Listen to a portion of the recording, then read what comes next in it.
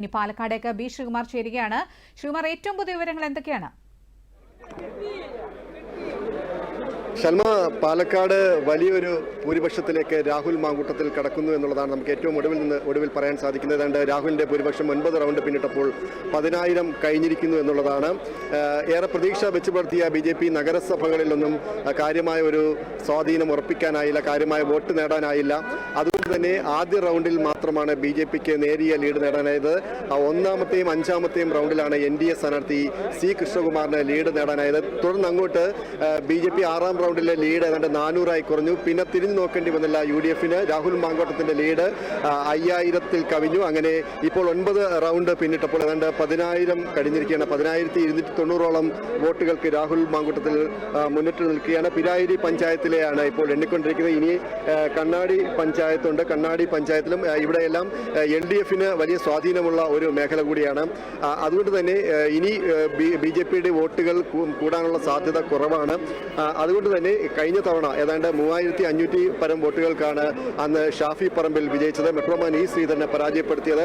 ഇക്കുറി ആ ഭൂരിപക്ഷം അതിന്റെ ഇരട്ടി കവിഞ്ഞ് ഏതാണ്ട് 10,000 കവിഞ്ഞിരിക്കുകയാണ്. പാലക്കാടിന്റെ ചരിത്രത്തിൽ നേരത്തെ ഷാഫി പറമ്പിലായിരുന്നു 17,000-ൽ പരം വോട്ടുകൾക്ക് അന്ന് വിജയിച്ചിരുന്നത്.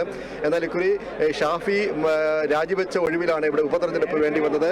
അത്യന്തം ആവേശകരമായ ഒരു പോരാട്ടമായിരുന്നു പാലക്കാട് നിയമസഭയിൽ നടന്ന ഉപതെരഞ്ഞെടുപ്പിൽ നടന്നത്. ഇപ്പം തന്നെ UDF ക്യാമ്പുകളൊക്കെ വലിയൊരു ആവേശത്തിലാണ്. പടക്കം വിളിയും വലിയ ആവേശം കൊണ്ട് വാദ്യഘോഷങ്ങളൊക്കെ ആയിട്ട് UDF പ്രവർത്തകർ വലിയ ആവേശത്തിലാണ്.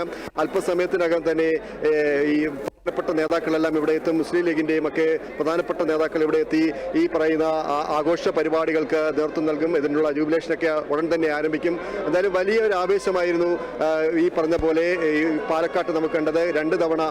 കഴിഞ്ഞ 2 തവണയായിട്ട് നിയമസഭ പാലക്കാട് നഗരസഭ BJP ആയിരുന്നു ഭരിക്കുന്നത്. എന്നാൽ BJPക്ക് നഗരമേഖലകളിൽ വലിയ സ്വാധീനം ഉയർത്താനായില്ല. പഞ്ചായത്ത് തലത്തിലും കാര്യമായ സ്വാധീനം ഉയർത്താനില്ല. അതുകൊണ്ട് തന്നെയാണ് BJP NDA അല്ലെങ്കിൽ പിന്നാക്കം പോയത്. ഈ മേഖലകളിലൊക്കെ ഷാഫി പറമ്പിലിന്റെ തന്ത്രത്തിൽ രാഹുൽ മാങ്കൂട്ടത്തിൽ UDF വളരെ വ്യക്തമായ ഒരു കെട്ടുറപ്പോടുകൂടി തന്നെ പ്രവർത്തനം നടത്തുകയുണ്ടായി. അതിനകത്ത് ഏറ്റവും പ്രവർത്തകരൊക്കെ നമ്മൾ അഭിപ്രായം പങ്കുവച്ചത് തന്നെ doctor P Sarin UDF camp അല്ലെങ്കിൽ കോൺഗ്രസ് വിട്ടുപോയതാണ് വലിയൊരു തിരിച്ചടി. ഈ പറഞ്ഞ പോലെ UDFന് വലിയ തിരിച്ചടി ആയില്ല. ഇത് P സരിനുള്ള ഒരു മറുപടി ആയിട്ടാണ് ഈ രാഹുൽ മാങ്കൂട്ടത്തിന്റെ വലിയ വിജയം.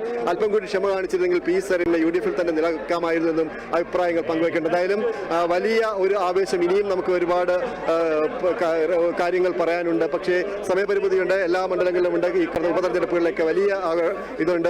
എന്തായാലും പ്രവർത്തകരിലൊക്കെ വലിയൊരു ആവേശമാണ്. ഈ രാഹുൽ മാങ്കൂട്ടത്തിന്റെ ഈ വലിയൊരു 10,000 കടന്നു എന്ന് പറയുന്നത് എങ്ങനെ കാണുന്നു ഈ വിജയം? വളരെ സന്തോഷകരമായ കാര്യമാണ്.